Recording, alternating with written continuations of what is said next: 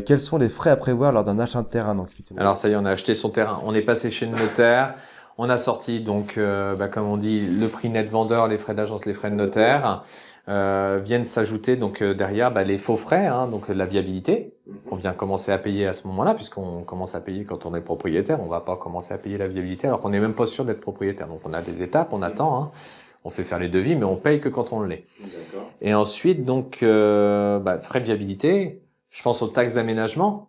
Il y a des taxes d'aménagement qui peuvent, pour une maison traditionnelle dans notre secteur, monter à environ 3 000 euros. Cette somme va être prélevée en 2 fois, par exemple, sur 2 ans consécutifs, à date de fin de chantier. Donc, quand vous faites votre déclaration d'achèvement des travaux, vous envoyez ça à l'urbanisme. L'urbanisme passe et vérifie que la maison est bien conforme au permis qui avait été déposé. Et en parallèle, elle va pas vous oublier, elle va vous envoyer donc les taxes d'aménagement, taxes archéologiques, enfin ce genre de taxes qui vont tomber et qui vont tomber pendant 2 ans. Bonus ou malus pour certaines communes. Pour nous, c'est du bonus.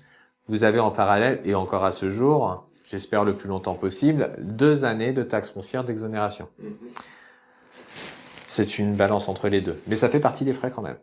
Et puis ensuite, vous pouvez avoir l'intervention de diverses entreprises pour votre construction. On pense à la maison, mais on pense pas aux clôtures, on pense pas au jardin, on pense pas à tous ces facteurs-là, sauf si au préalable de son projet en amont, on a tout chiffré. Voilà.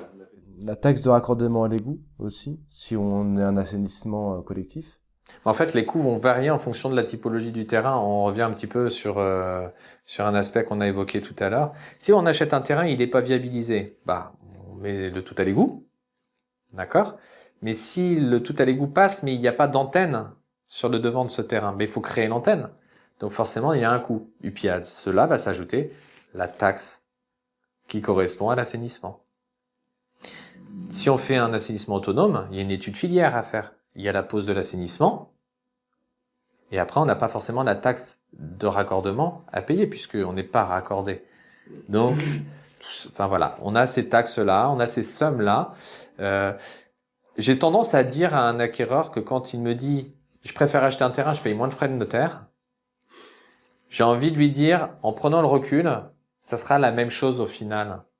Parce que la taxe d'aménagement et les petites taxes de raccordement et les coûts de raccordement font qu'au final, l'enveloppe correspondra aux frais de notaire d'un achat dans l'ancien. Oui. J'ai envie de dire, c'est l'un dans l'autre. Sauf que c'est réparti différemment.